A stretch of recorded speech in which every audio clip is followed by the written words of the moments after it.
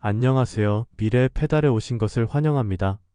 선수들의 땀과 팬들의 함성이 멈춘 차가운 겨울. 하지만 그라운드보다 더 뜨거운 폭풍이 지금 보이지 않는 곳에서 조용히 그러나 거대하게 몸집을 불리고 있습니다. 그것은 바로 돈과 명예, 한 구단의 미래와 한 선수의 마지막, 자존심이 걸린 냉혹한 전쟁, 2026년 KBO FA 시장이라는 이름의 거대한 태풍입니다. 역대급 전의 전쟁이 될 것이라 예고된 이번 스토브리그. 그 태풍의 눈 한가운데에는 올 시즌 KBO 리그의 판도를 뒤흔들 가장 흥미로운 플레이어 롯데 자이언츠가 서 있습니다. 과연 롯데는 이번 겨울 마침내 길고 길었던 암흑기를 끝내고 왕조를 건설할 초석을 다질 것인가? 아니면 또 한 번의 아쉬운 겨울을 보내게 될 것인가? 오늘 미래의 페달에서는 롯데 자이언츠의 FA 전략을 그 어떤 분석보다 깊고 날카롭게 파헤쳐 보겠습니다. 최고의 시나리오부터 최악의 함정까지 롯데가 반드시 잡아야 할 선수와 절대로 피해야 할 선택은 무엇인지 그 모든 것을 여러분과 함께 짚어보겠습니다. 오늘 저희의 이야기가 여러분의 심장을 뛰게 하고 야구를 사랑하는 마음에 깊은 울림을 준다면 지금 바로 저희 채널의 성장에 가장 큰 동력이 되는 구독과 좋아요 버튼, 그리고 이 흥미진진한 이야기를 주변의 야구 팬들과 함께 나눌 수 있도록 공유 버튼을 눌러주시길 간곡히 부탁드립니다. 먼저 2026년 FA 시장의 전체적인 판도를 이해해야 합니다. 올해 FA 승인 명단에는 총 21명의 선수가 이름을 올렸고 각 구단은 최대 3명까지 외부 영입이 가능해졌습니다. 롯데의 내부 FA 신청 선수를 보면 박승욱 선수가 신청을 포기하고 김상수 선수만이 신청하며 사실상 외부 영입에 모든 화력을 집중하겠다는 의지를 분명히 했습니다. 사실 김상수 선수의 FA 신청은 많은 팬들에게 의외의 소식이었습니다. 1988년생이라는 적지 않은 나이와 올 시즌 7월 이후 부상으로 제대로 경기에 나서지 못했던 점, 그리고 B등급으로 인한 선수 유출의 부담까지 생각하면 사실상 이적은 쉽지 않을 것이라는 예상이 지배적이기 때문입니다. 개인적으로는 1년 정도 롯데와 더 함께하며 명예롭게 반등하는 모습을 보고 싶었지만 프로의 세계에서 자신의 가치를 평가받고 싶은 선수의 선택을 존중하며 좋은 결과가 있기를 바랍니다. 어쨌든 롯데는 내부 단속에 대한 부담을 최소화하며 외부 영입 전쟁에 참전할 최적의 조건을 갖추게 되었습니다. 그리고 올 시즌 유난히 롯데가 FA 시장에 큰 손이 될 것이라는 이야기가 많이 돌았습니다. 그 배경에는 단순히 김태형 감독의 부임 2년차라는 표면적인 이유만 있는 것이 아닙니다. 더 근본적인 이유는 KBO 리그의 구조적인 변화에 있습니다. 지난 몇 년간 리그의 트렌드는 명확했습니다. 각 구단은 김도영, 노시환, 원태인처럼 팀의 10년을 책임질 젊은 코어 선수들을 FA 자격 취득 전에 초장기 계약으로 묶어두는데 총력을 기울였습니다. 이는 FA 시장의 공동화 현상을 낳았습니다. 즉, 시장에 나올 S급 대여 자체가 사실상 실종되었고 한번 시장에 어급 선수가 나오면 그 가치가 천정부지로 치솟는 기현상이 발생하게 된 것입니다. 이런 상황에서 리그 정상급 유격수와 검증된 거푸가 동시에 시장에 나왔다는 것, 이것은 롯데에게 있어 다시 오지 않을 마지막 기회일지도 모릅니다. 그래서 저는 롯데의 베스트 시나리오가 강백호냐, 박찬호냐가 아니라 강백호와 박찬호 둘 다 영입하는 것이라고 단언합니다. 일각에서는 이를 과투자라고 우려하지만 저는 지금이 롯데가 할 수 있는 마지막 과감한 투자의 기회라고 생각합니다. 먼저 강백호라는 카드에 대해 깊이 파고들어 봅시다. 서울고 시절 천재 타자로 불리며 KBO 리그의 혜성처럼 등장했던 선수?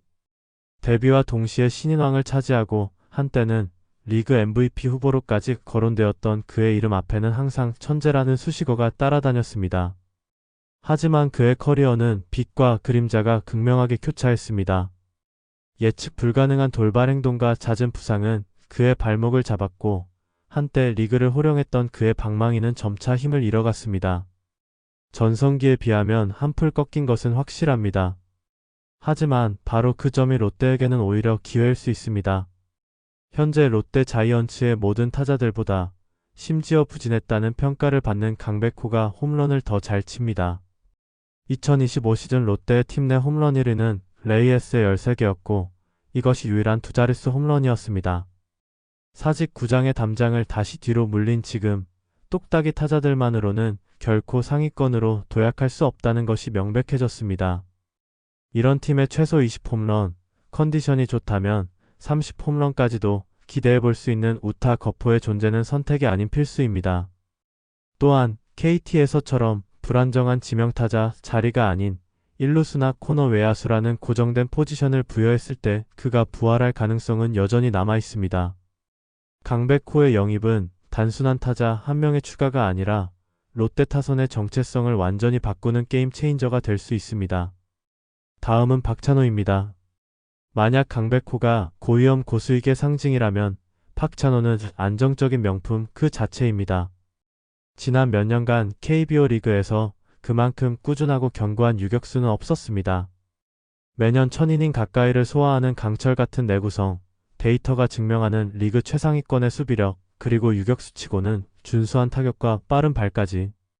그는 현대 야구가 유격수에게 요구하는 모든 덕목을 갖춘 선수입니다.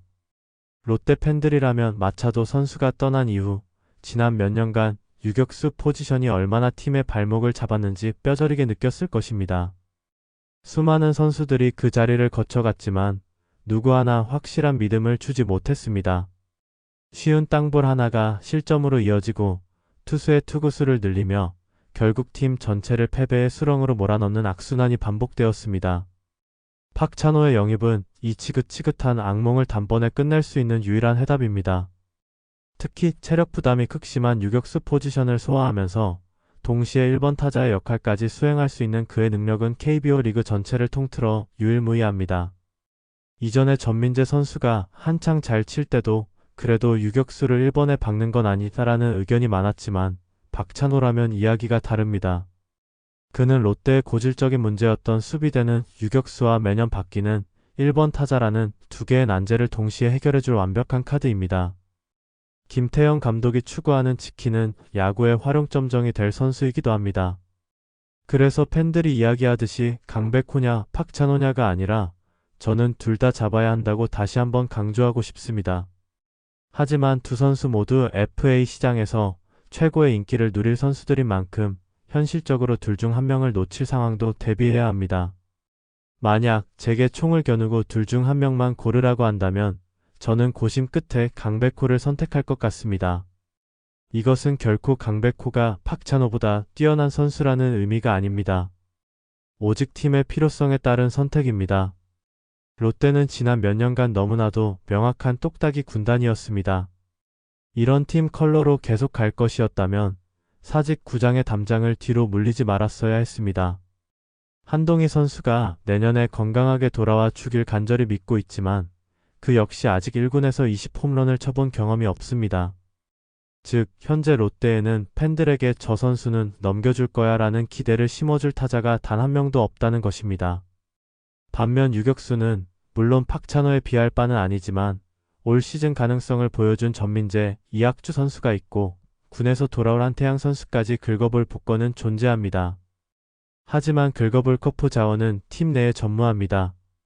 그리고 KBO 리그의 역사를 돌이켜볼 때 검증된 국내 거포 자원이 FA 시장에 나오는 것은 강백호가 거의 마지막일지도 모릅니다. 따라서 저는 롯데가 강백호를 우선순위에 두는 것이 맞다고 생각합니다. 물론 강백호 선수가 갑작스럽게 미국 진출을 선언하는 것이 유일한 변수겠지만 그 가능성은 현재로서는 크지 않다고 봅니다. 자, 이제 롯데가 반드시 피해야 할 함정 카드에 대해 이야기해 보겠습니다. 만약 강백호나 박찬호 영입전에서 밀렸을 때 롯데 프런트가 가장 경계해야 할 것은 바로 패닉바이입니다. 팬들의 비난을 잠재우기 위해 혹은 우리도 이랬다는 것을 보여주기 위해 섣불리 다른 선수에게 눈을 돌리는 순간 제2의 유강남 사태, 제2의 한현희 사태가 반복될 수 있습니다. 특히 올해 투수 FA 시장은 그야말로 지뢰밭이라고 생각합니다. 이영하 선수는 매년 높은 WHIP를 기록해왔고 불펜에서 가장 잘한 시즌이 바로 FA 직전인 올해입니다. 소위 말하는 커리어 하이 시즌을 찍고 나온 선수에게 거액을 안기는 것이 얼마나 위험한지는 과거의 수많은 실패 사례들이 증명합니다. 특히 잠실 구장을 홈으로 쓰면서도 그 정도의 성적이라는 점은 더욱 우려스럽습니다. 김범수 선수 역시 올해 성적은 훌륭하지만 그 이전까지 ERA 3점대 시즌이 단 한 번도 없었다는 점이 함정의 냄새를 풍깁니다. 불펜 투수 FA가 성공 확률이 가장 낮다는 것은 이제 KBO 리그의 정설과도 같습니다.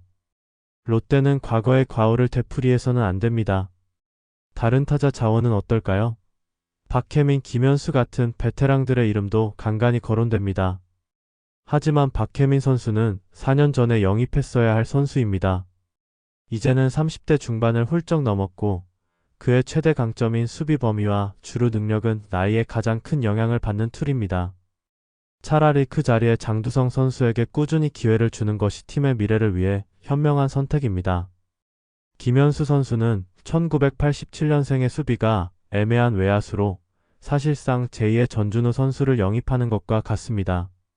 전준우 선수가 올해 타격에서 하락세를 보였듯이 김현수 선수 역시 언제 에이징 커브가 와도 이상하지 않습니다.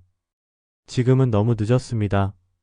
그래서 저는 강백호, 박찬호가 아니라면 올해 FA 시장에서 롯데가 둘러볼 선수는 없다고 생각합니다. 다만 만약 둘 중 한 명만 잡았을 때 혹은 둘 다 놓쳤을 때를 대비한 차선책으로 삼성의 베테랑 포수 A 선수 영입을 조심스럽게 제안하고 싶습니다. 그는 C등급이라 선수 유출에 부담이 전혀 없고 나이 때문에 비교적 저렴하게 영입할 수 있는 최고의 가성비 선수입니다. 여전히 유강남 선수보다 좋은 포수라는 평가도 많습니다. 그를 주전으로 데려오자는 것이 아닙니다.